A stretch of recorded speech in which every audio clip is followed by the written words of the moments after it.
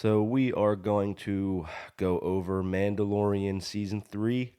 I just got done watching all 8 episodes, and right out the gate, I'm going to go ahead and say Jon Favreau has single-handedly saved the Star Wars franchise with Mandalorian on Disney Plus.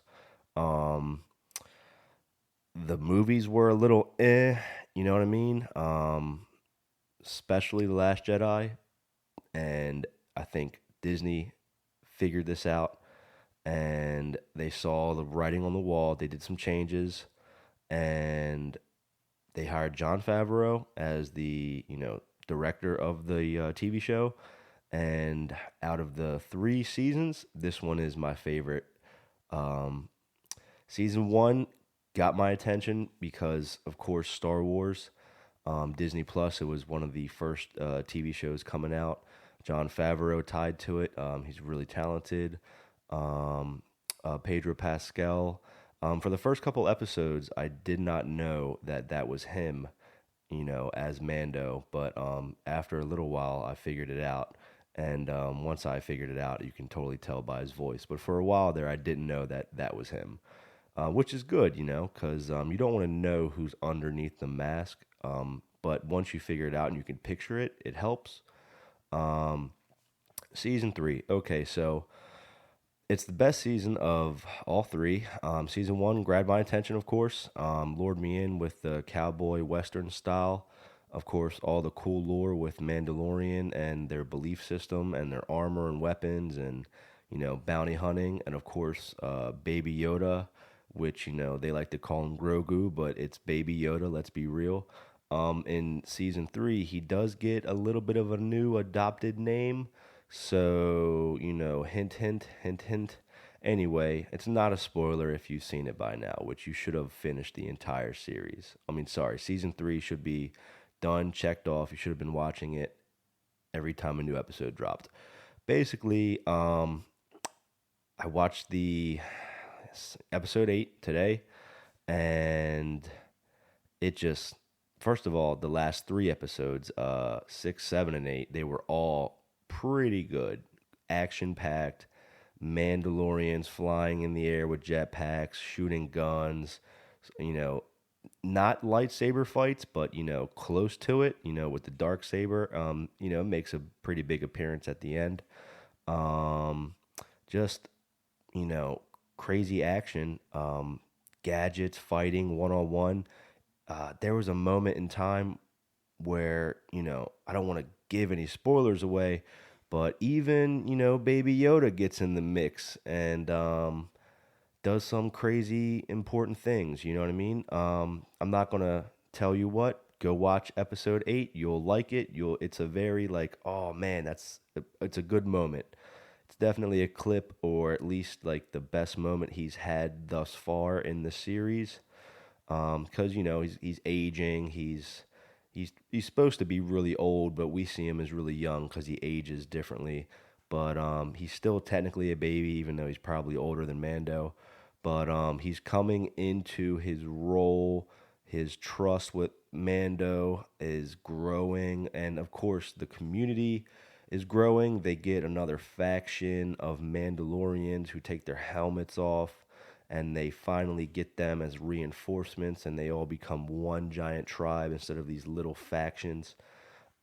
Basically, if you had to ask me, I feel like Disney could turn this entire season 3, after watching it, they could turn it, The Mandalorian, into a freaking video game, 100%. They've already done Star Wars Battlefronts, you know what I mean, with the new gen consoles.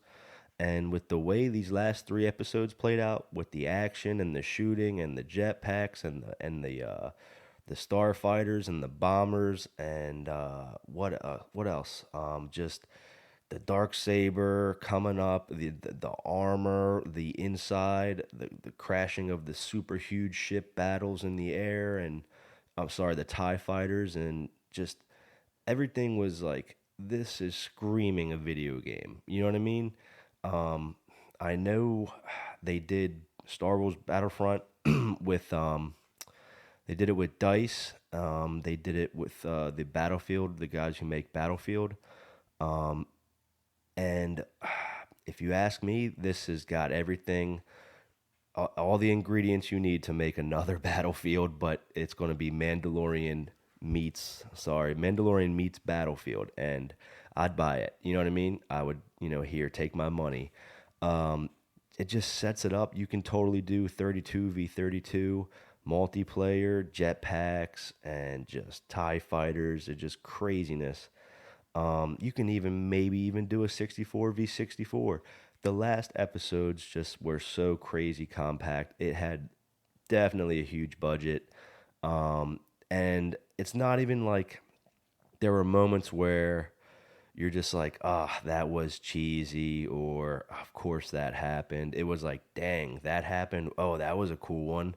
Oh, these guys are totally doing some, they're pulling their heavy lifting over there. And of course, Mando gets his time to shine, and even Baby Yoda gets in the mix, and Bo Katan, you know what I mean? She does a lot of stuff.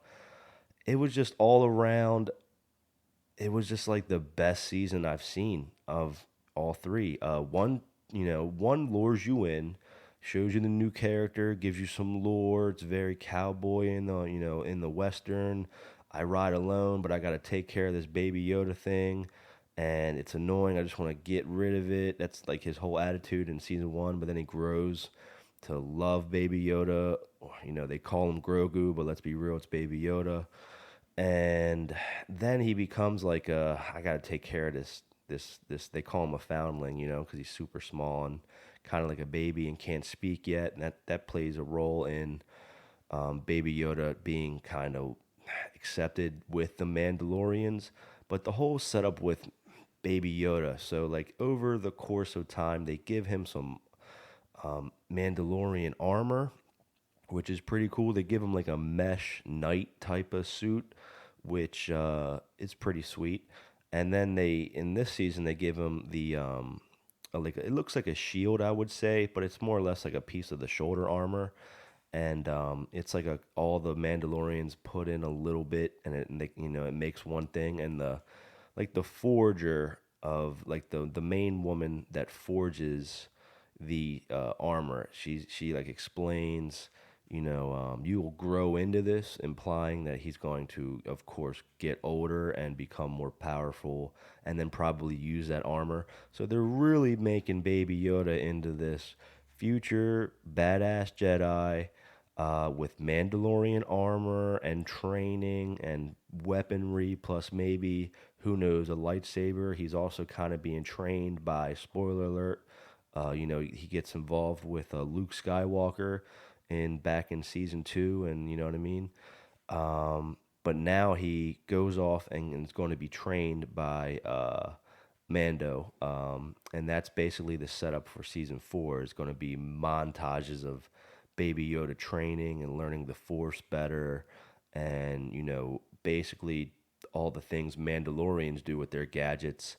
The takeaway with Moff Gideon, I think he was a good character, good villain. He comes back. The actor knocks it out the park as always.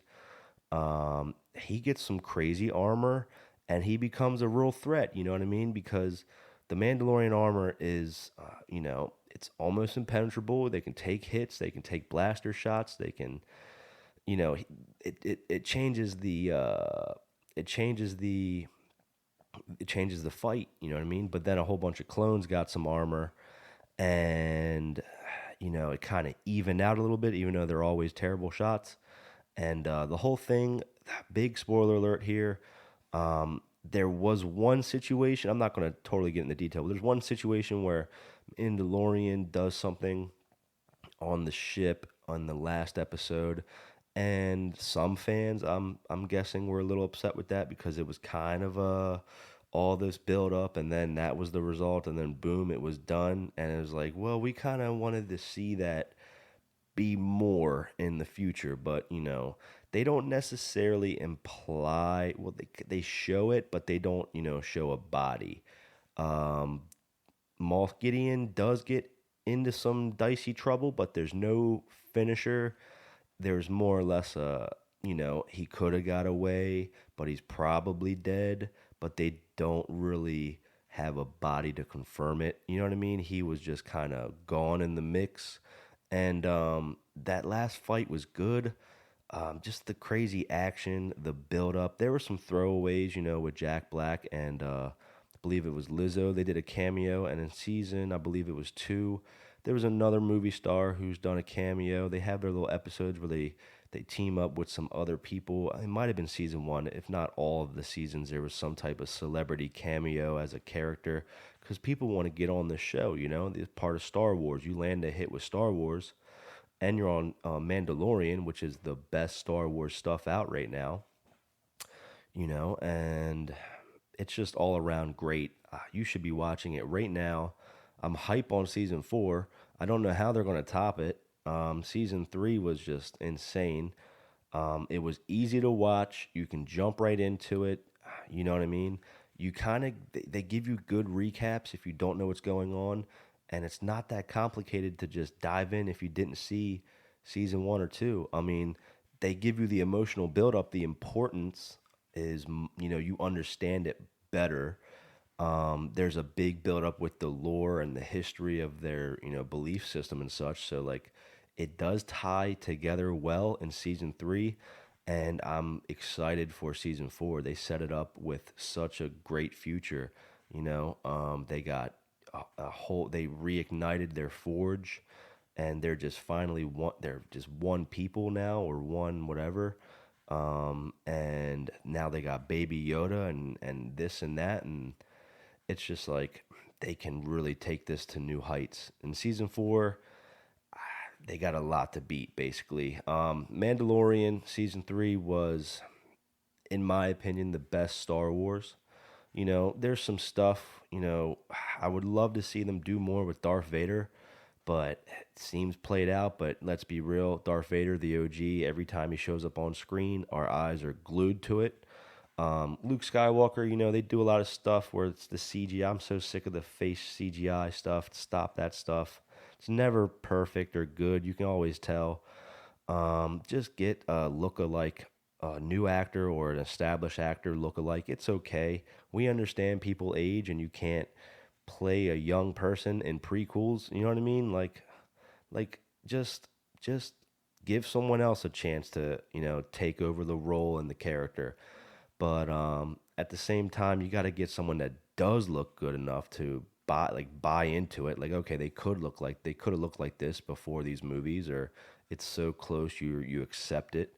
But at the same time, with Mandalorian, it's